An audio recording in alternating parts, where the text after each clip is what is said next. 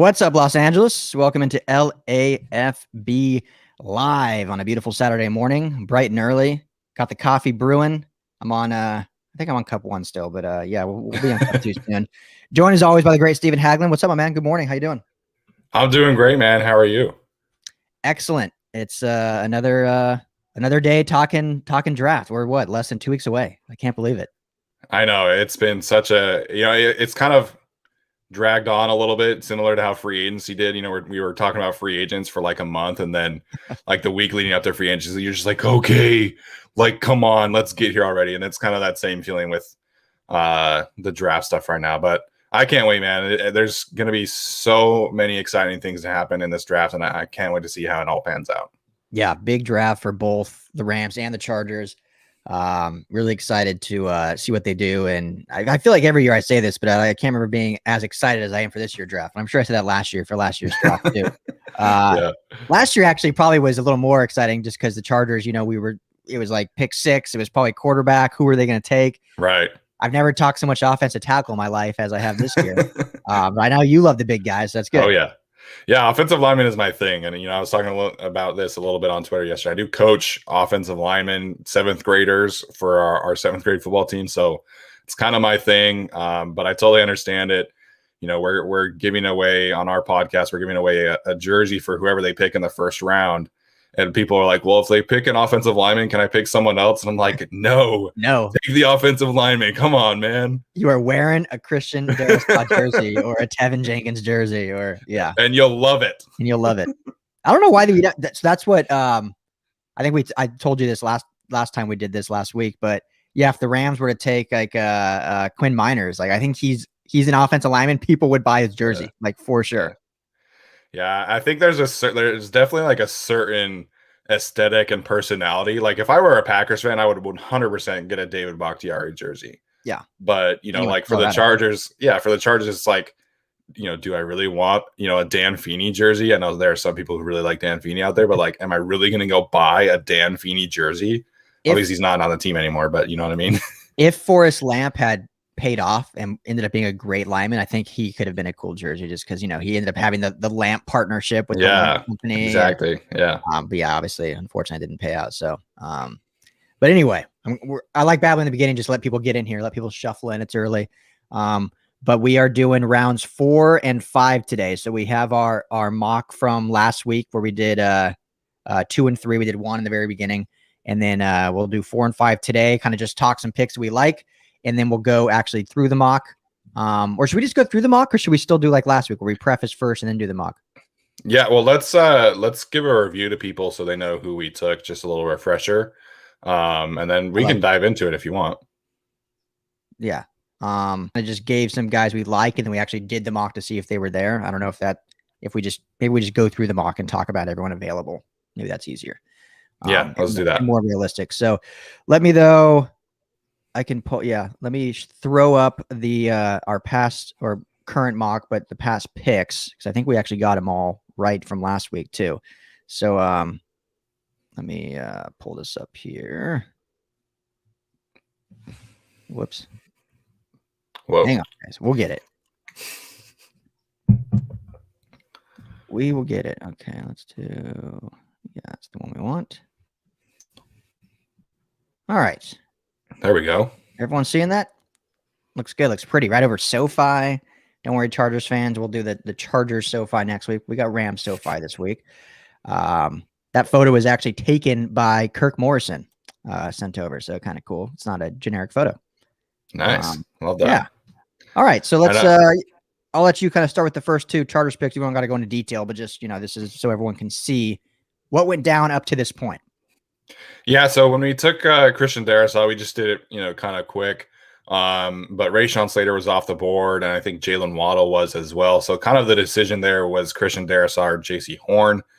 I think after listening to Brandon Staley's press conference, like he knows how big both of those holes are. But I think the way that he kind of talked about the offensive tackle position, like size, length, athleticism, like he listed all these characteristics. Really, like Christian Darrisaw is like one of 3 offensive tackles who kind of fit that archetype of who he's talking about. So that's kind of why we went with there. Obviously, I've been offensive line or bust, but if they take JC Horn, man, I think that's going to be a very good pick. I'm a big fan of his. He's my highest rated corner. So if it's Darrisaw Horn, I'm not going to be upset. Richie Grant at 47. What did you say? Sorry. I just said totally, but go ahead. Richie Grant, he's your guy. Richie Grant is my guy. If not for Jeremiah Owusu-Koramoah, he would be my highest rated safety. And I just think, the depth of the cornerback position is greater than the depth of the safety position. And I had a higher grade on Richie Grant than any of the corners that were available. I think Asante Samuel Jr. was on the board. So that would be a little tough if I remember correctly. But I think Richie Grant just, the stress that Brandon Staley's defense puts on the safety position, I think kind of would elevate that need higher than people think. And then Ifeatu Melifonwu at 77, that's a no-brainer. He's getting second-round buzz right now. So are like 70 other prospects. So we'll see how that board lines up. Let me go Rams first, then we'll get to. Okay, yeah, go ahead. We'll go pick by pick. So, but yeah, Richie Grant, great. He would fit so well in Brandon Staley's defense. This is a Rams guy, but Holden Cantor guy I follow on Twitter. Good guy. He's a huge Richie Grant guy. He actually lives in Florida, so he knows Central Florida well. And nice. He's always pounding the table for Richie's.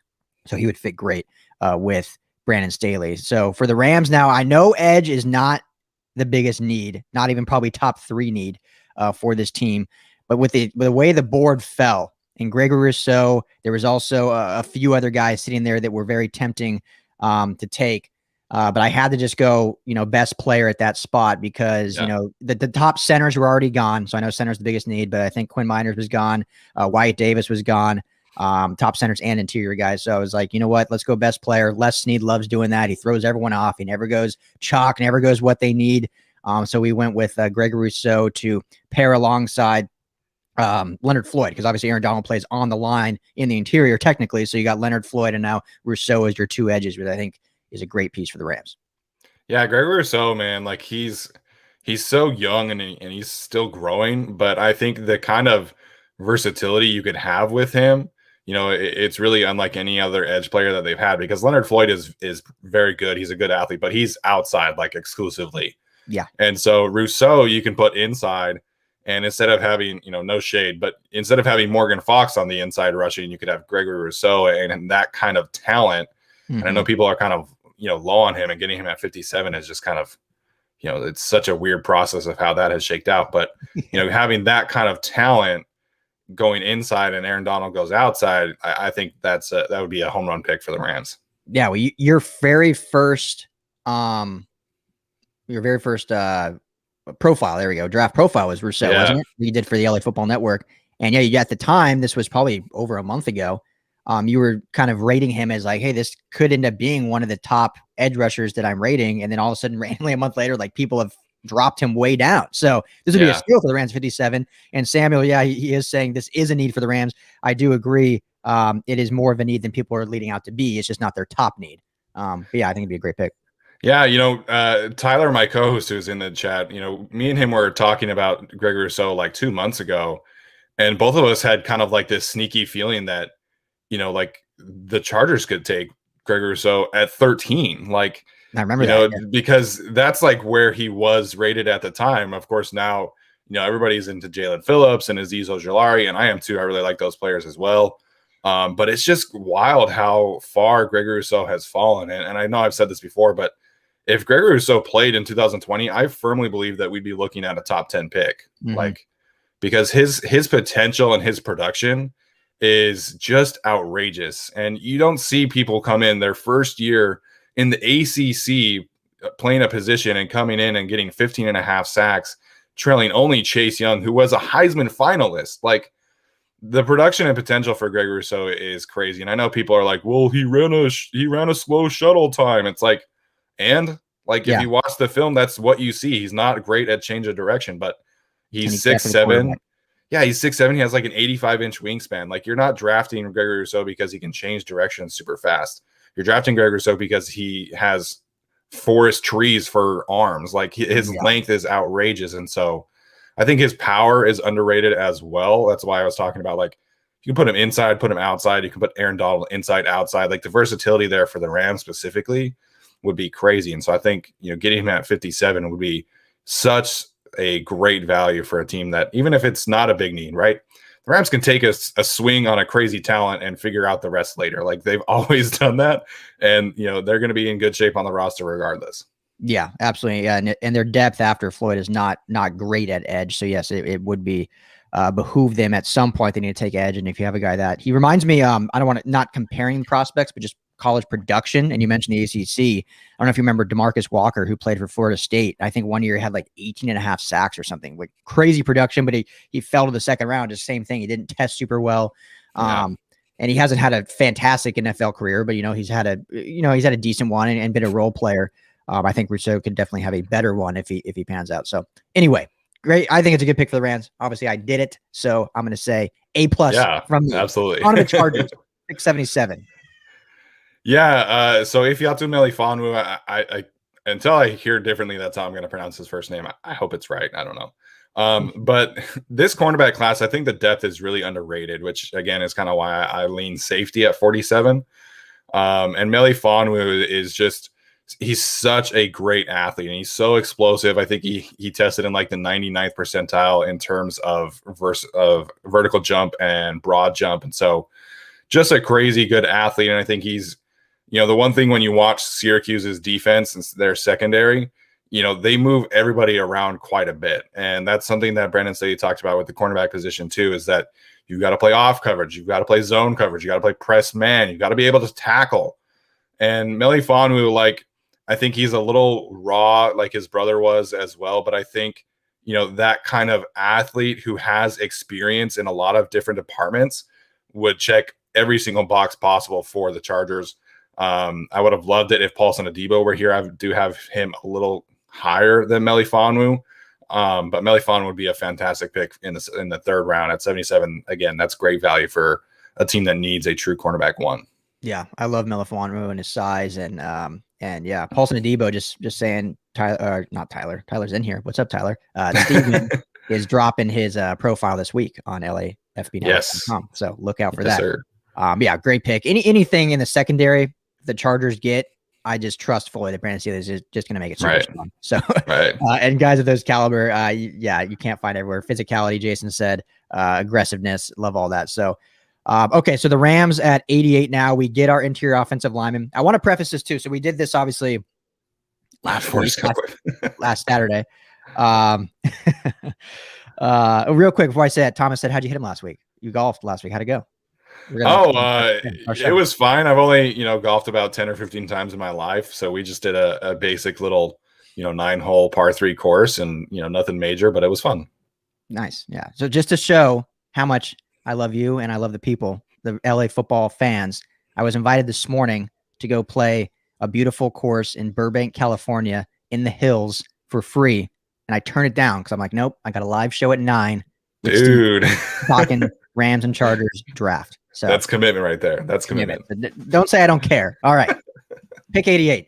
Rams get their interior offensive lineman. And like I was saying, I want to preface this. We did this last week. On Tuesday, we had, I love just, I'm going to name drop whenever I can, but we had the great Andrew Whitworth on our podcast. And he's very high on their obviously he's not going to say bad about his teammates, but he's very high on who they have right now in their room. He even talked about Brian Allen a little bit, saying, he's finally healthy and maybe he can reach his potential. I know Rams fans do not want to hear that because Rams fans are so beyond Brian Allen, but they did take him just 2 years ago and he's been unhealthy. So don't be shocked if the Rams don't take an interior lineman as early as everyone thinks they will, just because they have guys that they like. And obviously they have a new offensive line coach in Kevin Carberry out of Stanford, who he will be assessing the situation he wants to do. But that being said, I have at 88. They get their interior guy in Kendrick Green out of Illinois. You spoke on him a lot last week. You can probably speak more on him because offensive line is your spot. So I'll kind of leave that to you. But I think this is a good pick for the Rams at pick 88 with the top guys gone in the second round at 57.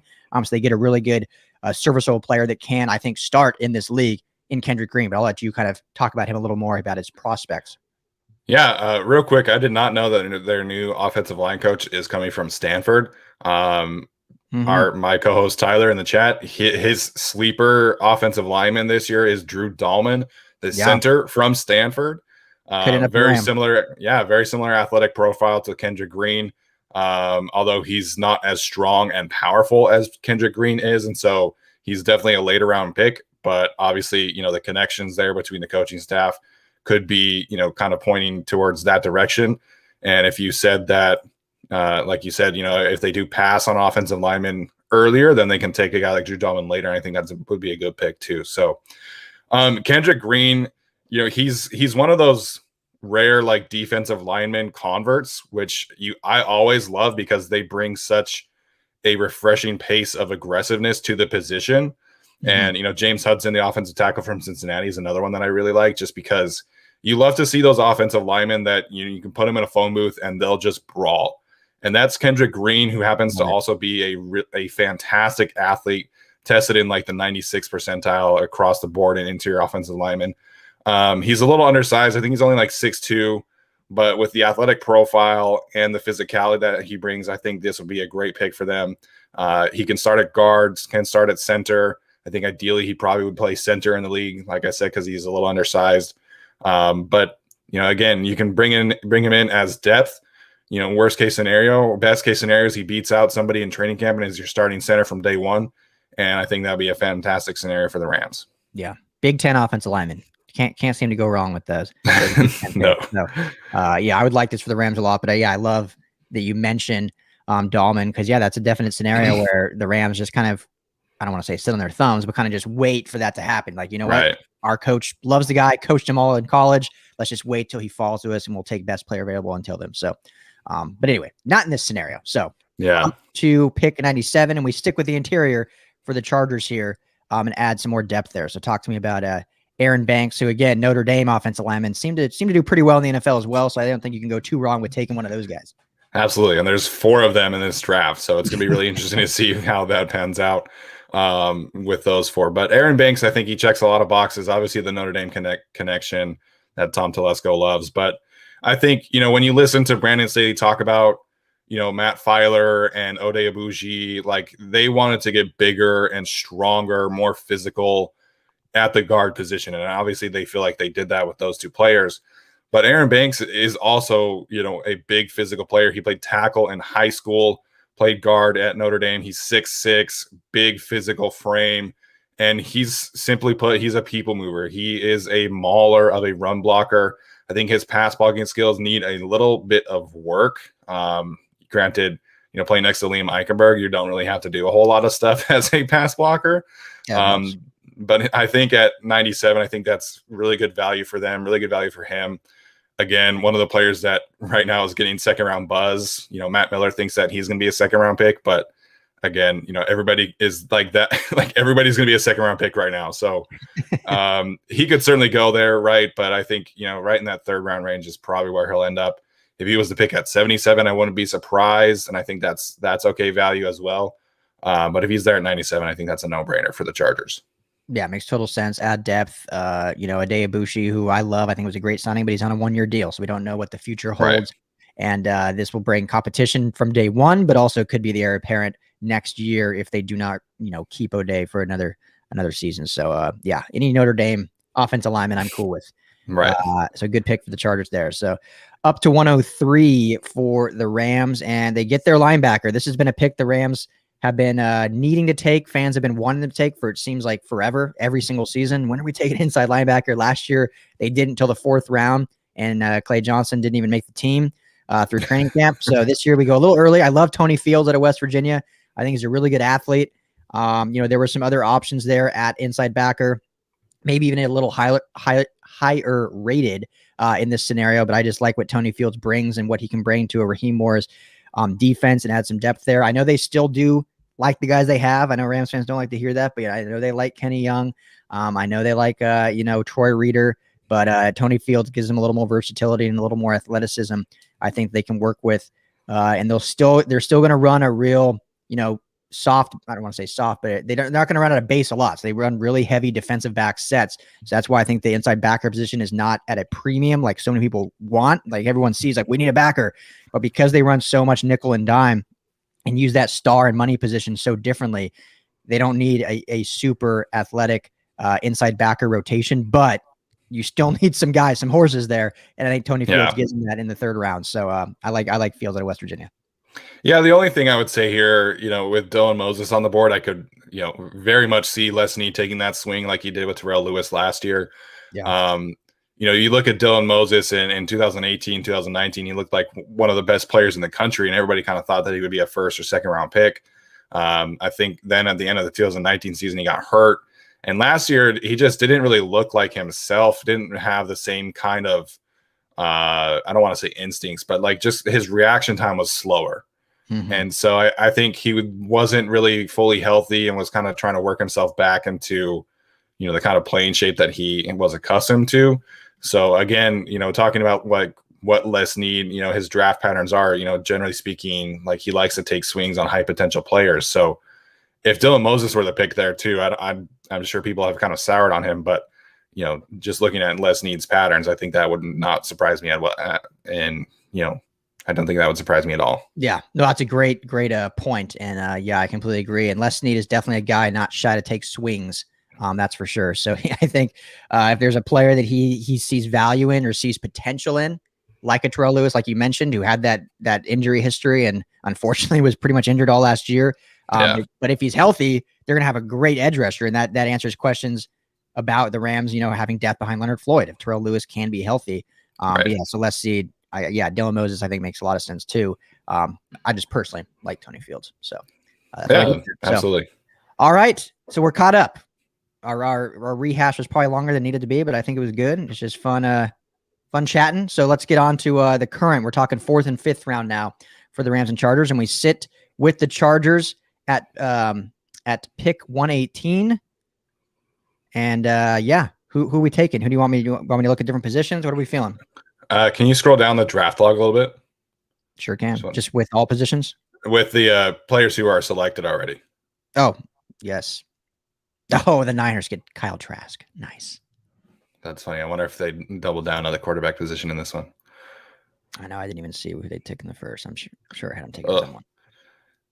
Okay, that's good, obviously. All right. Can you go to the edge rushers that are available?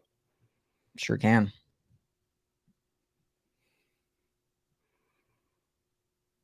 Can you scroll down a little bit?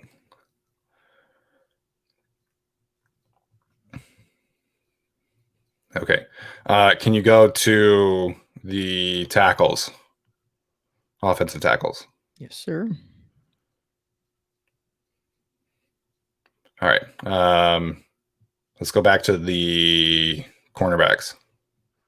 I love it. This is like real live war room. I know. I'm jumping all around, but this is good. Okay, let's go back to the edge rushers because I think I know who I'm going to choose here. So I'm very intrigued by Ellerson Smith. And I know he's rated pretty low on the Draft Network's board, but, just kind of looking at the, I want to take a receiver at DB. I do want to take a receiver at DB, but not yet, Tyler.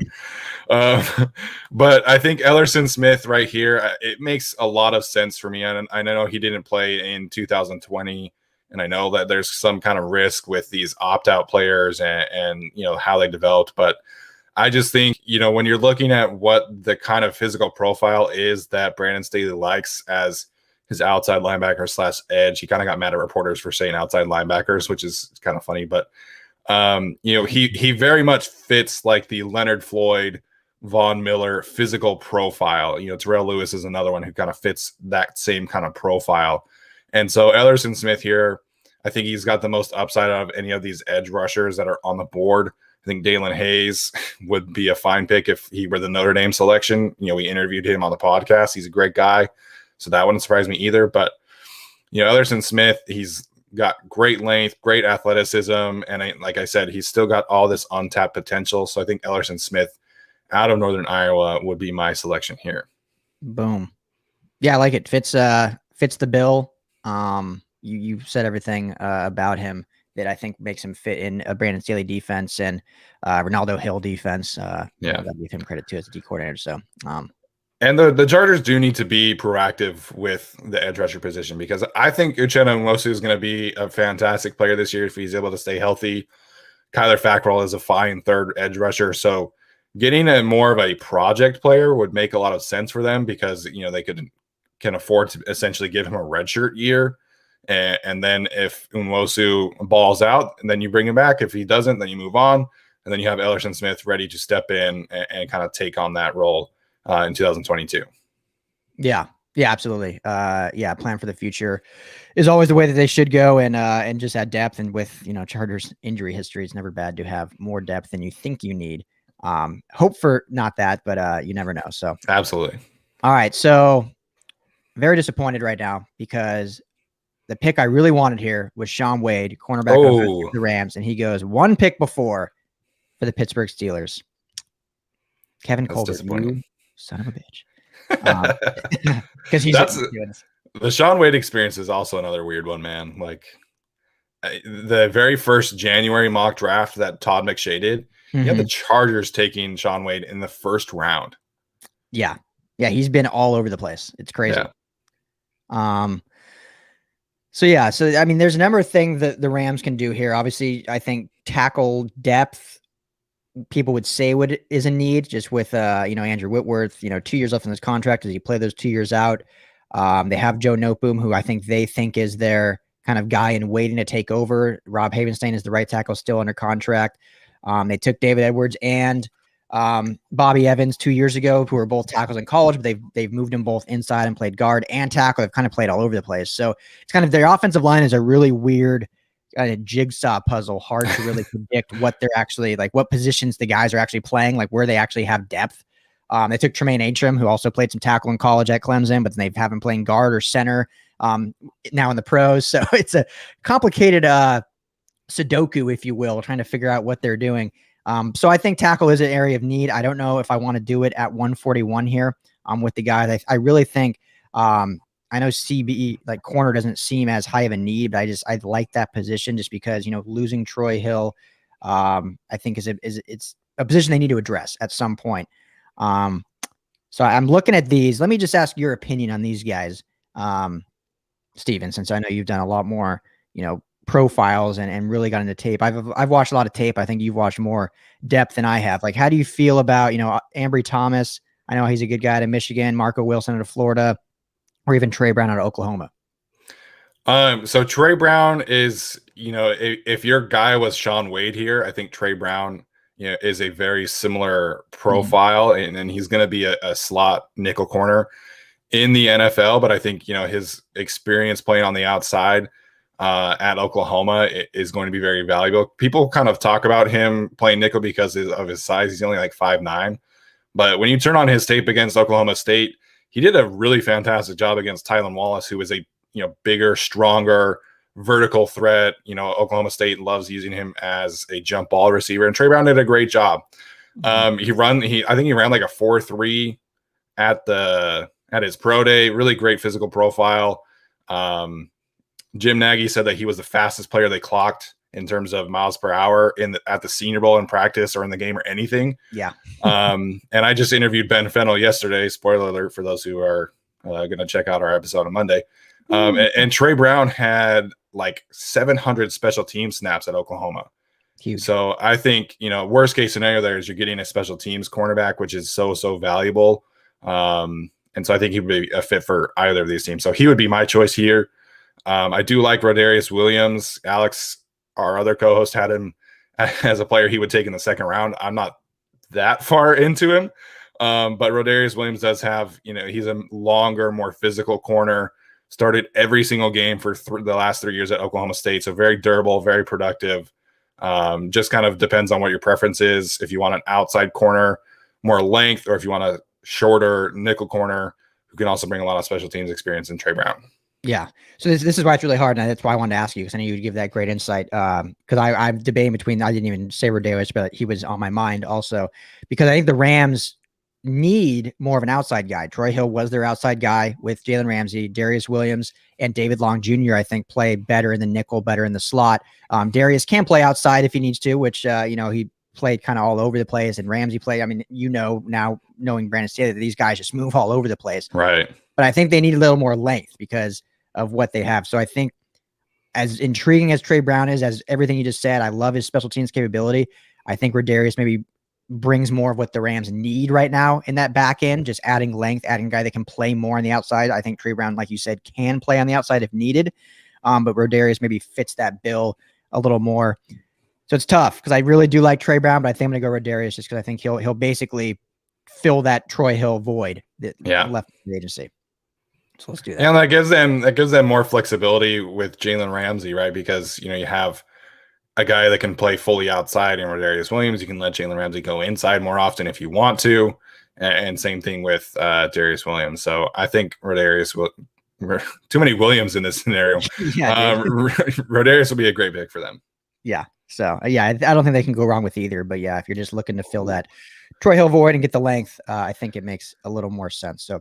All right, Chargers 5th round option. So here we are. This is the last round we're covering on this live episode. We'll get 6 and 7 next week, just in time for the draft. So Chargers sitting here. You've knocked off a lot of their needs. I think you've done a good draft so far, Steven. I give you a golf clap. Well done. What are we feeling here? Let me go the big board, the whole thing. Yeah.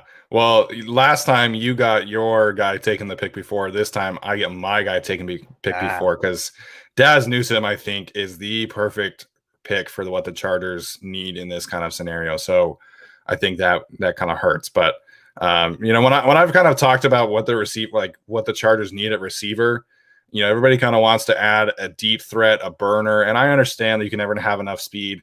I think to me, what they need is more of a slot guy who can separate, do some great things after the catch, and be a little more creative with him and Joe Reed, who they drafted last year. So I think Daz Newsome would fit that. So that kind of hurts. But let's go to the other receivers and see who else is available here. Alrighty. All right. Our guy Alex loves Anthony Schwartz. I'm not super into him, but I know everybody loves him on Chargers Twitter. Can you scroll down a little bit? Yep. God, still sitting there. Demetric Felton, my guy. He's not. I'm going to say it again, guys. Demetric Felton is not lasting the 5th round. Quote me on that. He's not. We'll see, man. We'll see. What should I give away if he makes it that far? I think there's no shot he's there that long. I'll give away something if I'm wrong. I don't know, man. That's a tough thing. Like I said, Okay, I'll say this. Sorry to cut you off. Go ahead. I'm going to leak this for all of our guys listening because it's not official, but we're working with Demetric on a design that we're going to partner with him that he's licensing. Oh, so wow. if I'm wrong and he makes it that far, I'll give away what we're creating with him for free to someone or a few people. Probably a few. I'll do like five giveaways. Dang, that's a sweet deal. Yeah, he's not making it to the 5th. Go ahead.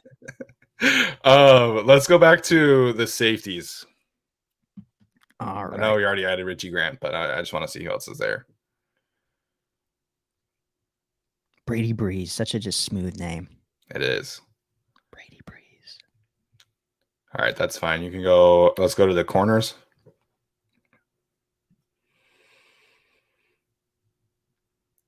Ooh. While you're looking at this list, is there a scenario where you could see the Chargers take another running back in this draft? I know I think so. I don't think this early. They've done their homework on I know my guy Cameron Bynum. Love Bynum. Damn, that actually might be the pick. They've done their homework on later running backs. I think they've met with Khalil Herbert. They met with Jared Patterson. To me, it makes sense. Like you add someone in the 6th or 7th round, add some competition. Worst case scenario is you get a special teams contributor. Yeah, but because I love Justin Jackson. The guy just can't stay healthy, unfortunately. So you're not guaranteed to have 3 running backs. I mean, last year we saw them add 3 off the street, basically. So yeah, and I mean, granted, Anthony Lynn can do that with everybody. That's kind of the pattern. That was the shining thing for Anthony Lynn, right? It's whoever was playing running back was going to be productive. Yeah. So that's gonna be interesting to see how that pans out. But I don't know. Joshua Kelly is such a weird case because he had those first 2 games where it was okay, damn, this is who the Chargers have needed beside next to Austin Eckler forever.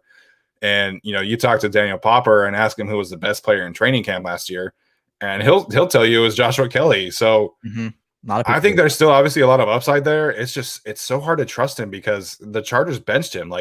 It would be one thing for us if he were still playing, But as soon as they signed Kalen Balaj, it was like, all right, Joshua Kelly, you're inactive. And it was like so confusing why they did that. And we're not, they were 3-9 and Joshua Kelly was still being inactive, which is just confusing. Yeah. He's going to bounce back.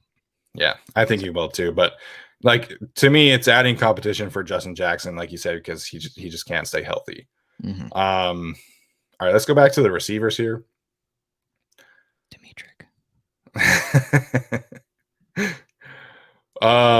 Scroll down a little bit again.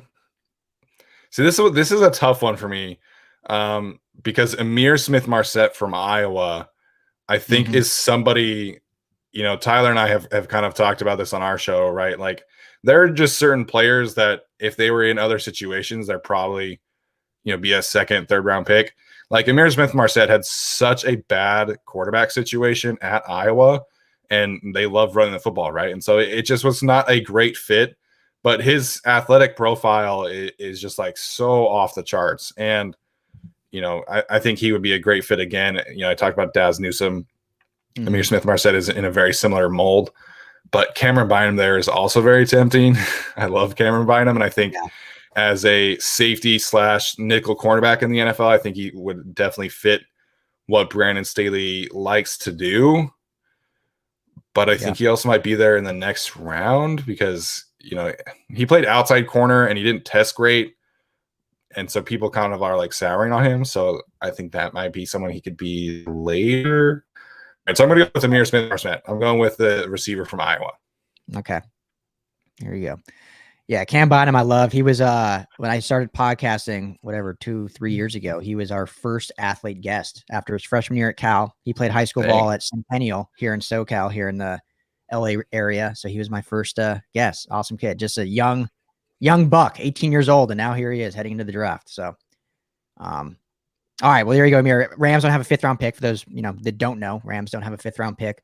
I was like, I don't see the Rams. Where are they at? Yeah. No 5th round pick. That was in the Austin Corbett trade, I believe, that they packaged last year to get Corbett from Cleveland.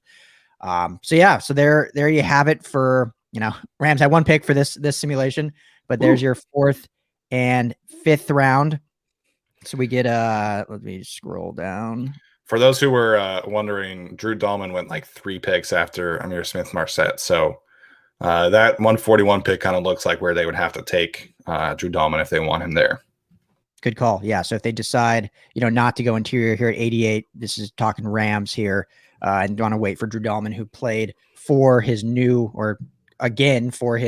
offensive line coach, Kevin Carberry, it'd be in this kind of 4th round range. But yeah, there you have it. So Chargers get their edge, Ellerson Smith. Rams go Radarius Wilson to add to the back end, and then Amir Smith-Marset from Iowa for the Chargers. So I think it's a good additions here in the 4th and 5th for these 2 teams. I agree. I'd be really excited about this draft for the Chargers and for the Rams if I were a Rams fan. I think, both of these check a lot of boxes. Again, we'll see what, Tom Telesco and listening are very unpredictable. So we'll have to see how this changes, obviously. Yeah. So, let us know, guys, what you think. If you hate the picks, love the picks. I think so far this draft, I'm going to screenshot that draft so we hopefully can get the exact same scenario heading into the final 2 rounds next week, as we'll do 6 and 7. And then, dude, it's draft day. Yeah, draft day just, what are we, 10 days away right now? I think it's 11, but we're exactly 2 weeks away from day 3 of the draft. So there we go. And then next week will obviously be 1 week away. I'm just so excited, man. I can't wait to see who these teams pick and the quarterback drama and however everything else kind of the ripple effect from where the quarterbacks goes is going to be so interesting. Oh yeah. Before we log off here, there's no way the Niners are taking Mac Jones, right? There's no way, man. There's just, it makes no sense. Like last night I was watching some Texas A&M offensive linemen, and I'm sitting there looking at Kellen Mond, and I'm like, I don't even know if Mac Jones is better than Kellen Mond. Like there's a legitimate argument that Mac Jones shouldn't even be a 1st round pick. And so he's Jimmy Garoppolo. He's a 2nd round. And Jimmy Garoppolo's athletic too. So like, are you even getting an improvement over Jimmy Garoppolo? I know the biggest thing there has been the injuries, but it just doesn't make any sense to me. And if Justin Fields is there, and I think he will be, I think most people kind of assume that that's the likely scenario. Yeah. Like, you're taking, a pass on a Lamborghini, a Ferrari, whatever, insert favorite sports car analogy here, for like a minivan or like a hybrid Prius. Like, don't hate on minivan. Yeah, go hybrid Prius. There we go. It doesn't make any kind of sense to me. And the Justin Fields experience has been so frustrating, right? Because he gets knocked for everything, and people are trying to, Todd McShay went on ESPN for Mel Kiper's mock draft special this week and was like, I only counted 7 throws all season when he made it past his second read. It's like, you're full of shit if you think that. Like, really, like, he's one of the most accurate and physically, he's exactly what you want in a quarterback in the modern NFL. And he ran a 4.3 40-yard dash. Like, yeah, paralysis to me, like, by overanalysis. That's what's going on. And like, a lot of Chargers fans have been like, well, if Mac Jones is on 13, like, the Chargers should try and trade back. I'm not trading up to get Mac Jones. Like, I'm just not. Like, if I'm the Patriots, I'm waiting. Or if I'm the Steelers, I'm waiting. Like, if he falls to me at 24, great. Yeah. I would not trade up to get Mac Jones. And we have never seen teams trade up for a quarterback like him. Like, even a player like Mitch Trubisky or any of those other players, like Mitch Trubisky has a really strong arm, very athletic. Like, that's kind of who you typically see trade ups for. Yeah. Not Mac Jones, who has a beer belly. Like, come on now. No shade, because I need to lose some weight, but like, come on. Yeah. No, I went on a big, I don't want to call it a tirade, but I was just like, it doesn't make sense. And them like doing a smoke screen makes no sense either, because they already traded up. It'd be one thing if they were like had teams in front of them, but they have the pick of the litter. Like, we pretty much know 99.9% it's going to be Lawrence, Wilson. And so they will have their pick of either Lance, Fields, or Jones. So they have no reason to create these smoke screens to fool anybody, because they're already sitting there. They already made the trade. They already traded, multiple first round picks. So if it's not Fields or Lance, I mean, as a Rams person, please take Mac Jones. Yeah. Please take Mac Jones. Rams fans will be dancing in the streets if that's the case. I know. The last thing I'll say here, like Mike Silver, who reports for, I think, Sports Illustrated and NFL Network, he kind of made this point earlier in the week that, Kyle Shanahan and all of his assistant coaches were all in Washington when John Beck was a backup quarterback there. Mm-hmm. John Beck, obviously a private quarterbacks coach, and he kind of spearheaded this quarterbacks collective, I think it's called, movement. Mm-hmm. And he brought Kyle Shanahan into that kind of system. They've been very involved. Sean McVay has been involved with that as well. Both of the LaFleur brothers as well. And John Beck has been training Justin Fields this entire offseason. They have a very close relationship. So there are more boxes that have been kind of checking themselves off with the Niners potentially taking Justin Fields. Mm-hmm. And, they went to the pro day finally, which them choosing to go to Mac Jones's pro day over Justin Fields was ridiculous. So we'll see. I think it's going to be Fields, but the NFL is a fickle beast in predictions. So if it is Mac Jones, I won't be surprised, but it just makes no damn sense, man. It makes no sense at all. None. Yeah. None at all. But yeah, fingers crossed they do that. And because that's like, that's the same thing. Go ahead. That's the same conversation that we're all having about the Broncos and Drew Lock, right? Like, please keep Drew Lock, because that's like the best case scenario for the Chargers. If they get Justin Fields to fall to them, that's the worst possible case scenario for the Chargers, because Justin Fields is exponentially a higher ceiling prospect than Drew Lock is right now. It's the same thing with the Niners, right? Because the Niners are only missing a quarterback. Like, that's the only thing holding their roster back. Yeah. So if they get Mac Jones, it's like, okay, like, whatever, you're fine at quarterback, but you're not like the same kind of ceiling as, who the Rams are with Matthew Stafford, who the Seahawks have with Russell Wilson, and frankly, who the Cardinals have with Kyler Murray. Yeah. Well, that's another good point, because then I was talking about Rams fans would rejoice, but I think Chargers fans would rather the Niners take Fields or Lance, because if they do take Mac Jones, then it's very likely either Fields or Lance will fall to the Broncos at 9, and then you will be facing one of them.